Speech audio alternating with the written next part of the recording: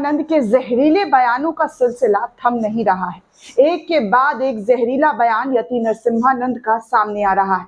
अब एक बार फिर से यति नरसिम्हानंद का जो जहरीला बयान है वो सामने आया है। पहले आप ये वीडियो सुनिए, देखिए कैसे वो एएमयू को खुल्लम खुल्ला मीडिया के सामने बम से उड़ाने की धमकी दे रहा है।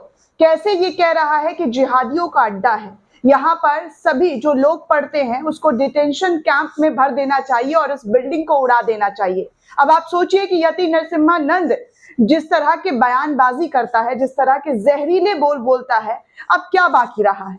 3 दिन तक मुसलमानों को मारने काटने के लिए हरिद्वार में धर्म संसद का आयोजन करता है, तब भी इस पर कोई कार्रवाई नहीं होती भी है तो वो तुरंत 1 हफ्ते 10-15 दिन में छूट जाता है। उसके बाद फिर वो सुप्रीम कोर्ट के आदेशों का उल्लंघन करता है, उसके नियम शर्तों का उल्लंघन करता है, फिर भी यति नरसिम्हानंद के ऊपर कोई कार्रवाई नहीं होती।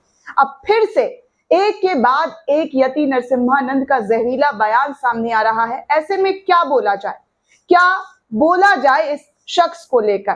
कौन इसको इतनी सह दे रहा है, कौन इतना इसको आजादी दे रहा है जो धड़ल्ले से मुसलमानों के खिलाफ ये जहर उगल रहा है, मुसलमानों के खिलाफ अनाप शनाप बोल रहा है, मुसलमानों को घेर रहा है, उसको बम से उड़ाने की धमकी दे रहा है। अब आप दोस्तों सोचिए कि बम से उड़ाने की धमकी देना कोई नॉर्मल सी बात है। अगर यहीं पर कोई अब्दुल्ला रहीम करीम नाम का शख्स इस तरह की बातें बोल रहा होता तो क्या पुलिस इस पर एक्शन नहीं ले रही होती? फौरन उसको 1 मिनट में जेल के अंदर डाल दिया जाता। लेकिन यति नरसिम्हानंद जो है वो अक्सर ऐसे विवादित बयान देते रहता है, लेकिन उस पर कार्रवाई के नाम पर क्या होता है, किस तरह की कार्रवाई होती है वो आपके सामने है। अब लास्ट टाइम सुप्रीम कोर्ट ने यति नरसिम्हानंद और वसीम रिजवी की याचिका को खारिज कर दिया था, उसे जेल डालने से मना कर दिया था, सीधे तौर पर कहा था कि आप हाई कोर्ट जाइए। अब आप सोचिए कि ऐसे बल और इसको शक्ति नहीं मिलेगी जब ये खुद इतना शक्तिशाली महसूस कर रहा है, जब इस पर पुलिस प्रशासन कानून का शिकंजा दबिश नहीं पड़ रहा है, तो ये तो और ज्यादा जहर उगलेगा। ये तो अभी शुरुआत है दोस्तों, और इस बयान का क्या असर हो सकता है सपोज करके देखिए, इस बयान से क्या कुछ हो सकता है आप बस सोचिए और सोचकर देखिए तो सब कुछ आपको क्लियर हो जाएगा कि किस तरह से यति नरसिम्हानंद जैसे लोगों को आजादी और संरक्षण मिला हुआ है। मैं पूछना चाहती हूँ मोदी सरकार से, भाजपा सरकार से, क्या ऐसे लोगों को जेल में नहीं डालना चाहिए जो समाज को तोड़ने की बात कर रहा है, सीधे सीधे बम से उड़ाने की धमकी दे रहा है और कह रहा है कि एएमयू को बम से उड़ा डालो। भाई क्या बात है, इस देश में बम गोली और ये सब चलाने की जो छूट है उसको कहां से दे दी गई? ये कैमरे पर कह रहा है, ये कहीं पर छुप करके नहीं बल्कि मीडिया के सामने। इसमें माइक देखेंगे तो बड़े बड़े चैनलों का जो है माइक नजर आ रहा है, ईटीवी भारत जैसे चैनल का माइक है और प्रतिष्ठित चैनल है, उस पर इस तरह की बातें कर रहा है। तो आप सोचिए कि ये किस तरह से मुसलमानों के खिलाफ जहर बुन रहा होगा, कैसी कैसी साजिशें कर रहा होगा। यही नहीं दोस्तों, फर्जी डॉक्टर का जो फर्जी क्लेम जो सामने आया, जो स्क्रिप्ट सामने आया कि कैसे फर्जी डॉक्टर जो है झूठी कहानी बना रहा था, सरतन से जुदा करने की बात कर रहा था और वो खुद ही उसका जो साजिश करता था वो खुद ही था। पुलिस, गाजियाबाद पुलिस ने इसका खुलासा किया। इसको लेकर भी यति नरसिम्हानंद इसकी सपोर्ट में उतर आया है। जी हाँ, मैं आपको बताती हूँ कि क्या कह रहा है यति नरसिम्हानंद इसको लेकर। यति नरसिम्हानंद कह रहा है कि जो शख्स, दोस्तों जो डॉक्टर फर्जी डॉक्टर है उसको लेकर यति नरसिम्हानंद कह रहा है कि उसका समर्थन किया है, कहा है कि ये बात बड़ी नहीं है कि जिसने धमकी दी है वो डॉक्टर का पूर्व परिचित है। परिचित लोग कई बार हत्या तक कर देते हैं। बीजेपी नेता डॉक्टर BS तोमर का कत्ल भी पुलिस की लापरवाही से हुआ था, इसलिए मैं एसपी सिटी से अनुरोध करता हूं कि वो मामले की गहनता से जांच करे और अगर डॉक्टर अकेला की हत्या हुई तो एसपी सिटी इसका जिम्मेदार होगा। अब आप सोचिए दोस्तों कि किस तरह की साजिश जो है यति नरसिम्हानंद की तरफ से बार बार की जाती है। बार बार वो मुसलमानों को मारने काटने की धमकी देता है, लेकिन फिर भी उसके ऊपर कोई कार्रवाई नहीं होता है। माफ कीजिएगा, कोई कार्रवाई नहीं होता है इस तरह की जिससे यति नरसिम्हानंद बाज आए। यति नरसिम्हानंद ने एक बार नहीं सैकड़ों बार ऐसी विवादित टिप्पणियां की है, विवादित बयान दिया है दोस्तों, लेकिन हुआ क्या? कुछ नहीं। कोई एक्शन लिया गया? नहीं। कोई कार्रवाई हुई? नहीं। तो फिर यति नरसिम्हानंद को ताकत और बल नहीं मिलेगा तो क्या मिलेगा?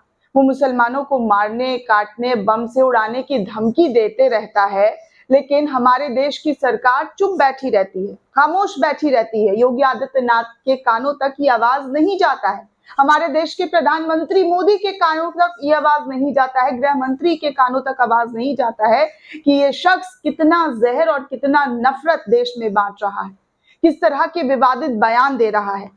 दोस्तों, ये वीडियो सोशल मीडिया पर खूब तेजी से वायरल हुआ है। क्यों नहीं इसको जेल के अंदर डाला जाता है? क्यों यति नरसिम्हानंद जैसे लोगों को आजादी और छूट दी जाती है? दोस्तों, यति नरसिम्हानंद के कुछ बयान भी मैं आपको याद दिलाती हूँ कि कैसे यति नरसिम्हानंद जो है विवादित बयान दे चुका है। पहले तो आपको सबसे पहले याद होगा एक वीडियो वायरल हुआ था, तभी से ये जो है चर्चित हुआ है। यति नरसिम्हानंद जो दासना देवी गाजियाबाद में पूजा की जो मंदिर है, वहां पर एक छोटे से बच्चे को पीटता है। क्यों? क्योंकि वो बच्चा पानी पीने आता है और यति नरसिम्हानंद को वो जिहादी लगता है और इसलिए उसको जमकर पिटाई करता है। याद होगा, ये वही शख्स है जो बच्चे पर भी हाथ छोड़ने से परहेज नहीं करता, बच्चे को भी पिटवाने से परहेज नहीं करता, सिर्फ इसलिए क्योंकि वो मुसलमान है और इसका मुसलमानों से नफरत जग जाहिर है। मुसलमानों से किस कदर ये नफरत करता है, इसके बारे में किसी भी शख्स से पूछ लीजिए, पुलिस प्रशासन से पूछ लीजिए, इनके रिकॉर्ड को खंगाल कर रख लीजिए, सब आपके सामने आ जाएगा कि कैसे ये मुसलमानों से नफरत करता है, कैसे मुसलमानों को लेकर भड़काऊ बयान देता है जिससे समाज में हिंसा पैदा हो सके। लेकिन ऐसे हिंसात्मक लोगों को खुला छोड़ दिया गया है, आजादी दे दी गई है कि जितना मुसलमानों के खिलाफ बोलना है बोलो, कोई भैया तुम्हारा कुछ नहीं बिगाड़ेगा। मुसलमान है ही इस देश के दोयम दर्जे के नागरिक, जितना गरियाना है, जितना मारना काटना, जितना अत्याचार करना है करो, कोई कुछ नहीं कहेगा। नुपुर शर्मा वाला मामला याद ही है। नुपुर शर्मा को लेकर लोग चिखते रहे, सड़कों पर उतरते रहे, हिंसा तक हुई, लेकिन आज तक नुपुर शर्मा का वो वाला बयान, और आज का दिन है, नुपुर शर्मा आज तक गिरफ्तार नहीं हुई। अब आपको दोस्तों कुछ बयानों को याद दिला दूं। गाजियाबाद पुलिस प्रशासन ने एक बार यति नरसिम्हानंद को जो है कानूनी कार्रवाई की चेतावनी दी थी, लेकिन यति नरसिम्हानंद के कानों में जूं तक नहीं रही था। उसके बाद यति नरसिम्हानंद की शर्तों के हिसाब से जो उसे जमानत मिली थी, उसके बाद उसने उस शर्तों को भी ताक पर रखते हुए जहरीला बयान दिया। एनडीटीवी की खबर है और लिखा है कि जमानत की शर्तों का उल्लंघन करते हुए यति नरसिम्हानंद ने फिर दिया जहरीला बयान। अब आपको बता दें कि जहरीला बयान क्या दिया था।